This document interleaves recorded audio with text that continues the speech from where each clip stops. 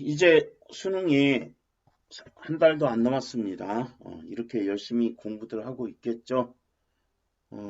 올해는 수능이 달라질 예정이라서요. 우리가 상당히 좀 힘들죠. 그래서 선생님이 생각하는 수능의 방향성이 어떻게 달라질 것인가? 이게 근데 표본이 많지가 않죠. 올해 6월도 좀 그렇고 어쨌든 6월부터 평가원 문제가 좀 이상해졌어요. 이런 소리를 했습니다. 그래서 선생님이 생각하는 수능의 방향성 이거 이야기해 주고요. 그 다음에 이제 한 달 남으면 학생들이 이런 이야기 합니다. 선생님 이제 뭐예요? 그래서 처음부터 수원, 수투 그 다음에 선택 과목 이렇게 같이 공부를 해 볼 건데 어, 사실 많지 않아요. 선생님이 지금 수원을 10개만 꼽았어요. 어떻게 공부하냐면 이제 10개 요 하나 둘 셋, 넷, 다섯, 여섯, 일곱, 여덟, 아홉, 10개 이것만 정확히 하자 이거야. 뭐에서? 수원에서. 그래서 여러분들이 평가원이나 수능의 기출문제를 여기다가 모으세요. 여기다가 모으고 교육청 문제도 여기다가 모으세요. 왜냐하면은 6월부터 이야기를 했는데 평가원이 왜 이러죠 이런 걸 입에 달고 살았어요. 그거는 뭐냐면은 내신이나 교육청이나 사설학원에서 나올 만한 문제가 나오더라. 자, 어쨌든 한번 정리를 해보면은 수능의 방향성 첫 번째 기본 개념을 묻는 문제를 많이 물어볼 것이다. 그래서 함수 개념을 좀 정확히 합시다. 지수하고 로그는 자, 첫 번째 뭐야? 정점 알고 두 번째 정근선 알면은 다 끝난다고 했죠. 정점하고 정근선만 좀 알자. 이렇게 되고요. 그 다음 삼각함수는 뭐야?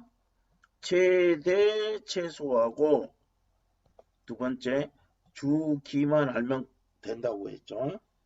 그래서 뭐다 이 그래프를 좀 정확히 좀 이해를 좀 해줬으면 좋겠습니다. 참고로 혹시 몰라서 유리함수는 뭐야? 유리함수는 선생님이 쉽게 할 수 있는 거 이야기해 줬죠. 점근선. 무리함수는 시작점. 이것만 보면 끝난다 했어요. 그 다음 지수의 개념인데요. 이거 뭐야? A의 N제곱 그 너무너무 중요합니다. 그래서 이런 거는 문제를 풀면서 개념을 정리하고 개념을 알고 난 다음에는 이 문제를 선생님들이 어떻게 내는지가 중요해요. 그래서 이 문제들을 좀 여러분들이 다양하게 풀어봐야 된다. 몇 개 안 돼요. 몇 가지 안 됩니다. 그 다음에 극한의 성질은 이거 뭐야? 모르는 거 왕따 문제. 잘 알고 있지? 만약에 리미트 an이 무한대로 간다. fx라고 합시다. 함수의 극한이니까. 수열의 극한은 안 배우잖아요. 수원에서는. 리미트 뭐 gx가 뭐야? 어떤 숫자 a로 수렴한다. 그러면은 이거는 뭐야? 아는 거죠. 그래서 치환해 가지고 모르는 거 왕따로 풀어나가는 거 이렇게 풀어나가자 했습니다. 그 다음 고1 과정에서요. 6월달 모의고사에서 13번인가요? 그게 근의 분리라고 하는데 근의 분리 아닙니다. 이거를 지금 써놓은 이유는 딱 하나야. 공통수학 고1 과정을 공부해야 됩니까? 공부하지 마세요. 그럼 고1 과정에서 알아야 되는 거 첫 번째 뭐냐? 근과 계수의 관계 누구나 알고 있잖아. 근과 계수의 관계를 사용해야 되는데 특히요 함수를요 어떻게 해서 연립 방정식으로 했어요. 근데 x값이 루트 꼴로 나오잖아요. 그러면은 x1 플러스 x2는 근과 계수의 관계, x1 곱하기 x2도 근과 계수의 관계 이렇게 풀려고 생각을 해줘야 된다. 그 다음 두 번째, 부정방정식인데요. 부정방정식이라는 게 뭐예요? 해가 너무 많아서 뭐예요? 정할 수가 없어요. 이게 부정이잖아. 그래서 요거에는 뭐야? 정수 조건이나 자연수 조건을 주면은 부정방정식을 풀 수 있어요. 그럼 형태는 뭐예요? 세모 곱하기 별이 네모예요. 그러면은 뭐야? 세모하고 네모가 별의 뭐야? 약수가 되면 되죠. 그 다음에 세모분의 별이 네모가 됐다. 이런 꼴이 나오면은 별은 세모의 뭐가 되면 돼요? 배수가 되고요. 세모는 별의 뭐가 되면 돼요? 약수가 되면 된다. 근데 이 부정방정식은 사실은 너무너무 우리가 문제 풀 때 많이 사용되고 있어요. 그러니까 이게 뭐 새로울 거 없습니다. 이거 1학년 때부터 강조한 거 아니야. 근과 계수의 관계. 그 다음 이거는 마르고 닳도록 나온다. 부정방정식. 부정방정식은 어디에서도 낼 수가 있는 거야. 뭐 확률과 통계에서도 낼 수 있고 대단히 다양하게 나올 수 있다. 그 다음 세 번째는 뭐야? 항등식. 이번에 6월 모의고사도 그렇고 대단히 항등식에서 문제가 안 풀리신 분들이 대단히 많아요. 그래서 뭐라고? 모든 실수 x에 대하여 이런 말이 나오면은 모든 실수 이거는 뭐라고? 항등식이다. 그러면 밑줄 그어라 있죠. 항등식은 뭐야? 수치 대입과 계수 비교. 이거 잘하는 거잖아 우리가. 그 다음에 혹시나 싶어가지고 이쪽의 식하고 이쪽의 식이 뭐야? 차수가 같아야 된다.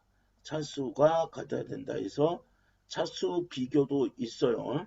근데 최근에는 거의 잘 안 나오고요.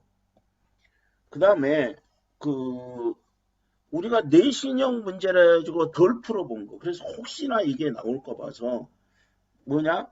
지수나 로그에서 변형해 나가는 문제 있죠. 그 다음에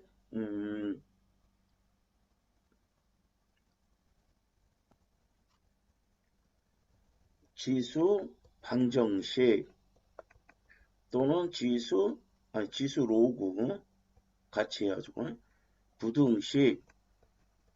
특히 이제 좀 주의하셔야 될 거. 로그 부등식에서요. 로그 부등식을 풀기 전에 양양 나트 1 로그의 성립 조건 먼저 확인을 해가지고 정역을 특정해 놓고서 문제 풀어줘야 돼요. 그래서 이것도 좀 살짝 잘하는 거잖아요. 살짝 연습만 좀 해주면 되고. 그러면 안 나올 거는 뭐냐? 여러 가지 개념을 결합한 복잡한 문제가 이거는 킬러 문항이에요 해가지고 안 나올 거예요. 그래서 그래프의 추론 3차 또 4차 함수의 그래프를 추론합니다. 추론하고 여기에다가 요 그래프의 기본적인 비율 관계 있죠. 2대1 막 이런 거. 비율 관계를 최근에 이용해가지고 굉장히 유행처럼 많이 나오는데 여기에다가 모든 실수에서 하나에서만 연속이 되지 않도록 한 점에서만 미분 가능하지 않도록 이런 식으로 플러스 해가지고 나오는 문제가 안 나올 것이다. 킬러 문항이라고 했으니까. 그 다음 두 번째 정적분으로 나타내는 함수하고요. 여기에다가 플러스 해가지고 그래프를 추론하는 문제가 안 나오는데 아예 안 나오는 게 아니라 추론이 안 나올 거예요. 그러면은 우리가 생각할 때 정적분으로 나타내는 함수 스타일 1, 2, 3 있죠. 이거 그냥 계산 문제는 나올 것 같아요. 그래서 이거는 준비를 좀 해 놓으시라. 그래서 특히 10월 모의고사 몇 번이었니? 22번이었니? 번호는 확인해 보시고요. 22번인가 21번인가 이 문제에 좀 정적 변화된 함수 중에서 제일 복잡한 스타일로 나왔었다. 그 다음에 여기에다가 그때 뭐 했어요? 항등식을 플러스 시켰죠. 항등식은 뭐야? 기초적인 수학 지식이라고 생각을 해야 돼요. 그 다음 수학적 기납법이 엄청나게 복잡한 거 안 나옵니다. 복잡한 거가 안 나올 거예요. 그동안 우리가 대단히 막 엄청나게 많이 추론을 하고 찾아가야 되는 문제들이 있었는데 안 나오고, 그러면 어떻게 나온다? 단순하게 나올 거다. 그러니까 이거는 틀리면 안 된다는 거예요. 스타일 자체가 대단히 복잡한 스타일보다 단순한 스타일을 나올 거니까, 여러분이 어려운 문제를 막 찾다가 보면은 어머 대단히 어렵다는 선입견을 가지고 있어요. 대부분 15번 문제들인데 그거를 그런 선입견을 갖다 보면 아 이거 어려울 거야 이렇게 생각하지 마세요. 단순할 겁니다. 그리고 정 내가 못 풀겠으면 기납법은 풀어야지 그래도. 자, 그다음 그러면은 요거는 안 나오는데 어떤 게 나올 거다. 계산력, 집중력이 필요한 문제가 나올 거다. 그래서 이제 몇 가지 선생님 부탁을 할게요. 계산하지 마세요. 계산 문제라 가지고 식으로 자꾸 가세요. 근데 식으로 갈 때요. 인수분해 약분을 먼저 하세요. 아무 생각 없이. 이거는 선택이 아니라 무조건 하는 거예요. 필수예요. 그래서 무조건 요거 해라. 그 다음 마지막은 차분하고요. 인내심 가져야 됩니다. 차분하고 인내심을 가지고 끝까지 도전하는 사람이 반드시 성공할 거예요. 이거는 선생님의 예상입니다. 이거 그냥 선생님이 그래도 학생들을 오래 지도하면서 엄청나게 수능에 대한 촉은 좋아요. 그런데 6월 달부터 선생님이 막 속에 불이 났어요. 왜 불이 났냐? 평가원의 방향성이 나는 도대체 뭔지를 모르겠더라고요. 6월 달에 문제를 냈는데 진짜 평가원스럽지 않은 문제들이 있었어요. 그런데 나중에 생각해 보니까 대통령이 쉽게 내라 했다는 거잖아. 그러면은 달라질 수능이잖아.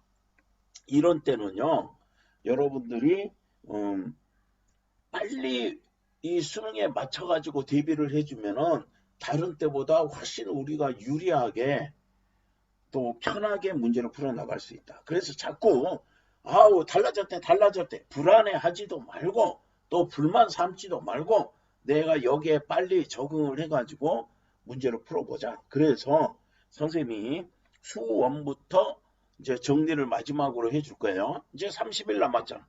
그래서 이때 가면 꼭 그래요. 학생들이 선생님 오늘 뭐예요? 오늘 뭐예요? 새로운 문제 풀어요? 아이, 새로운 풀이 모의고사 우리가 참고할 게 뭐 있어요? 없어요. 6월 9월인데 사실은 작년 재작년 기출이 우리한테 크게 이제 도움이 안 돼요. 선택 과목으로 바뀐 뒤로 2년이었는데 그 2년께 결코 우리한테 도움이 안 된다. 그래서 마지막으로 선생님이 친절하게 이거를 해드릴게요. 자, 수원에서는요, 요 10가지를 지정을 했어요. 그러면은 모르겠어요. 이 10가지만 제발 이 10가지만 확실하게 넘어갑시다. 그럼 적어도 2등급 이상 나올 거야. 이 10가지 나오면은 나는 안 틀릴 거야. 이러면은 2등급 이상은 나올 거니까 또 수투 문제 선생님이 정해 줄게요. 그러면은 우선적으로 여러분들이 이 문제의 풀이법을 알고 난 다음에요. 수능 평가원 문제를 여기다가 모으세요. 여기다가 많이 모으세요. 모아. 몇 월 몇 번, 몇 월 몇 번, 몇 월 몇 번. 또 이거는 아마 부족할 거예요. 교육청 문제를 또 모으세요. 그래가지고 수능 일주일 전에는 여러분들이 뭐 하고 있어야 되냐면은 이 문제들만 풀어나가는 거예요. 이 문제들만 여기에 모아놓은 문제들만 여기에 모아놓은 문제들만 풀어나가는 거예요. 그러면서 지금 이 순간에 중요한 건 뭐냐면요. 정리를 잘 하시는 분이 성공합니다. 정리를 잘하는 분이 성공한다. 그러기 위해서는 그냥 무턱대고 모을 게 아니라 반드시 나온다고 선생님이 예상한 거 요거만 좀 충실하게 좀 해달라 요겁니다. 그래서 수원에서는 10개고 오늘부터 순서대로 시간이 나는 대로 이 10개를 대표적인 문제를 먼저 설명해 주고 모으는 건 여러분들이 모아야 돼. 모으는 것. 모으는 게 바로 공부예요. 왜 모아야 되느냐? 이게 사인 코사인 법칙 물어보는 거지. 수열의 합과 일반항 물어보는 거지. 보자마자 이게 나와야 보자마자 풀이가 들어가고 보자마자 풀 수 있는 게 28문제가 돼야 됩니다. 그럼 28문제가 되면은 그래 1등급이 될 거고요. 27문제이면은 2등급이 될 거야. 그래서 제발 믿고 얼마 남지 않은 거 선생님이 이거 하는 거는 예년에는 안 했어요. 야 이거 안 나와 이거 안 나와 이거는 나와 이거는 나와 이랬는데 그러지 못하는 게 지금 현실이니까 그래서 선생님도 고생스럽게 이렇게 하고 순서대로 요거 이거 2, 3, 4 해가지고 순서대로 올려줄게요. 그러니까 여러분도 거기 순서에 맞춰가지고 공부를 좀 해주시면은 이거 반드시 성공하는 수능이 될 거예요. 오히려 약간 이렇게 갈팡질팡 할 때 우리가 방향성만 정확히 잡아가면 반드시 우리는 성공한 수능을 치르게 된다. 제발 믿고 따라오십시오. 열심히 해봅시다. 마지막 남은 기간을 최선을 다하는 사람이 분명히 성공하고 승리자가 될 거다. 저는 항상 그런 거 너무너무 많이 봤어요. 학생들이 마지막까지 열심히 한 사람이 생각지도 못한 결과, 너무너무 훌륭한 결과를 얻은 걸 많이 봤어. 그러니까 선생님의 경험을 믿고, 선생님의 운빨을 믿고, 선생님의 촉을 믿고 끝까지 따라갑시다. 수고합시다 좀. 이제 더 언제 공부할까? 공부 못하잖아 이제. 수고했어요.